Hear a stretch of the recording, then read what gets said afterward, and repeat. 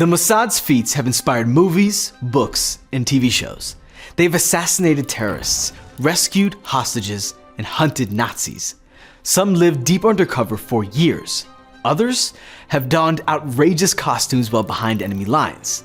But most blend into the shadows. They could be anyone, they could be anywhere, and you won't know they were there until long after they're gone. But how do they get close to terrorist masterminds? Easy. They just have to be smarter than them, which means they have to use strategies no one can see coming. Here are 4 of the Mossad's wildest stories.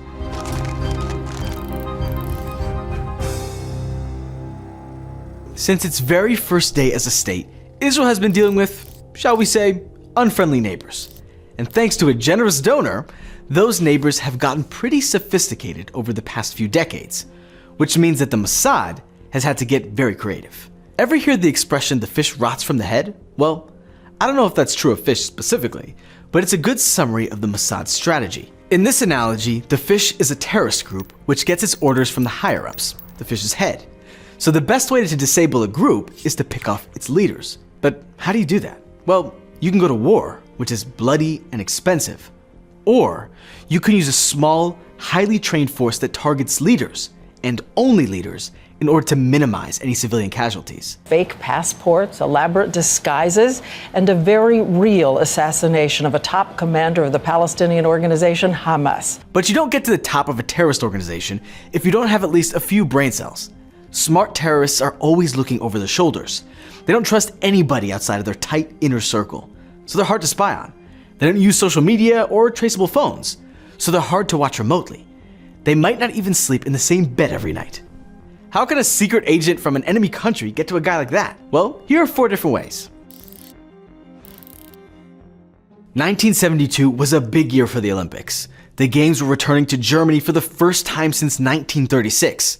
Last time around, Jews hadn't been allowed to compete. But nearly 40 years later, the Jewish state was sending 15 swimmers, wrestlers, shooters, fencers, sailors, and even 1 walker. In fact, the walker was a Holocaust survivor who escaped death yet again when Palestinian terrorists murdered 11 of the Israeli athletes. They have now said that there were 11 hostages. 2 were killed in their rooms yesterday morning. 9 were killed at the airport tonight. They're all gone. Israel didn't take kindly to this attack. The Mossad launched Operation Wrath of God to track down everyone who had been involved. Their big break came in October of 1972 when a Lebanese source passed on the exact locations of the PLO offices, command posts, and weapons workshops in Beirut. But the most exciting reveal was the home addresses of 4 PLO big shots, including a guy who had helped plan the Munich massacre. Not that the information made the task any easier, the Mossad had to figure out how to sneak an elite combat unit into an enemy city, blow up a bunch of PLO offices, and kill 4 of the PLO's top brass in their homes, all without hurting civilians or getting caught. Yikes. So they called in the commander of Israel's most elite special force, who would one day become the prime minister. His plan was simple. A force of 15 men would split up, take down all the targets at the same time, and then GTFO. Oh, and half the guys would be wearing makeup and heels. Yep, you heard that right.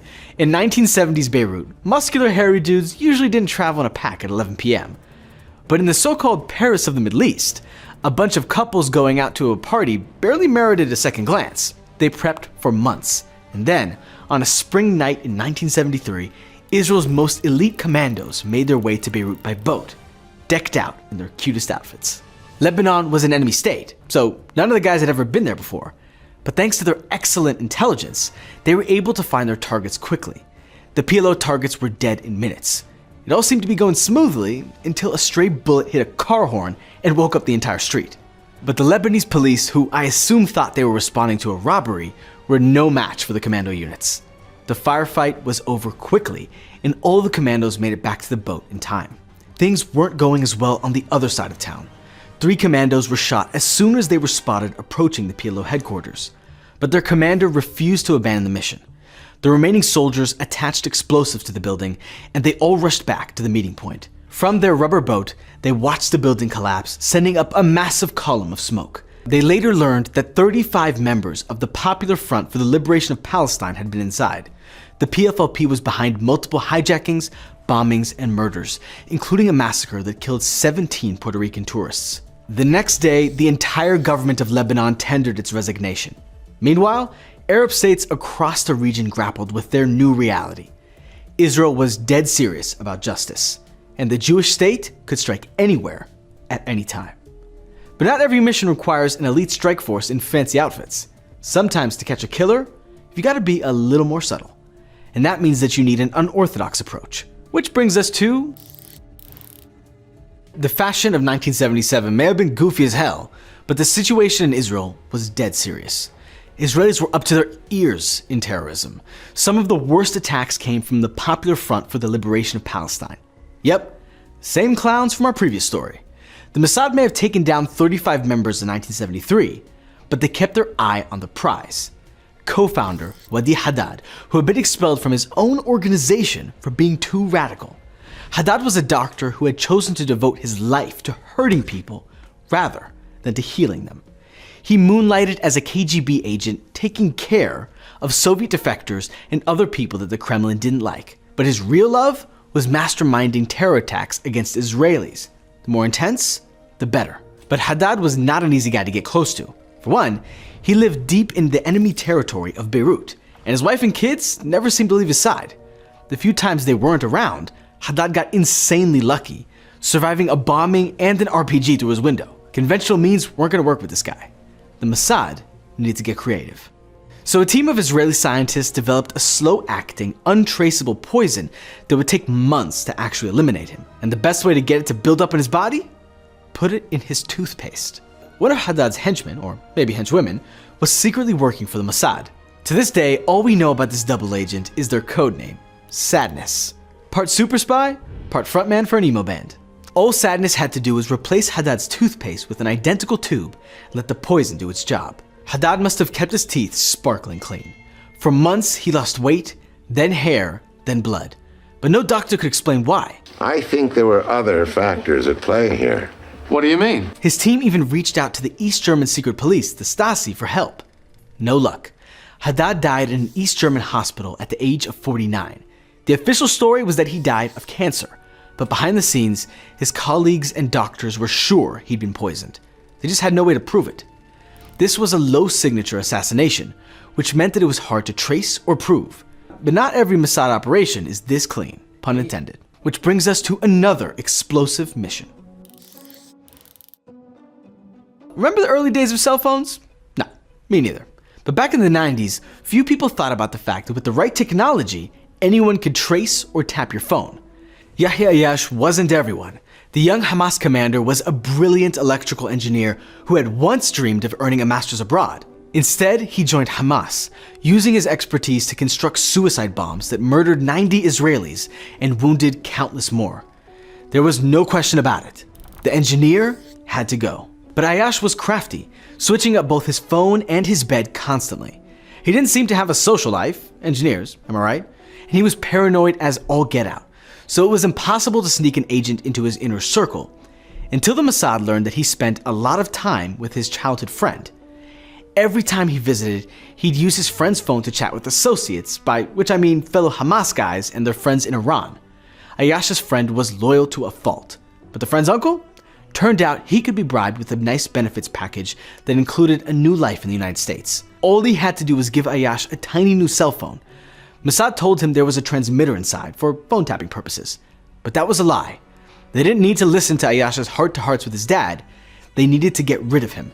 So they'd placed a tiny bomb inside the phone, which was guaranteed to kill Ayash without hurting anyone else inside the house. It worked. As soon as the voice recognition expert gave the go-ahead, MOSAD detonated the phone.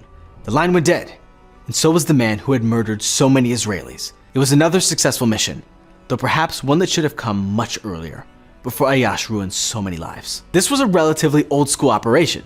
No poison, no dress-up. Their next attempt would be anything but old school, but even the most technologically advanced operation can go wrong. There were two explosions within 10 seconds of each other. This moment must be the end of this bloody peace process. It's hard to believe that these news broadcasts came just 2 years after Israelis and Palestinians signed peace accords. Through it all, Hamas did their best to tank the whole peace thing, unleashing a wave of terror that killed scores of Israelis. And Israelis were tired of it. They just elected a new prime minister who had promised to keep them safe. As Prime Minister, it's my responsibility to do everything in my power to fight this terrorist evil. And Netanyahu knew he had to deliver a significant blow to Hamas's infrastructure. The Mossad chose Khalid Mashal, deputy head of the Hamas political bureau. He lived in Amman, but though Jordan and Israel were technically at peace, the kingdom would not appreciate an Israeli hit on Jordanian soil. The operation had to be swift, silent, and above suspicion.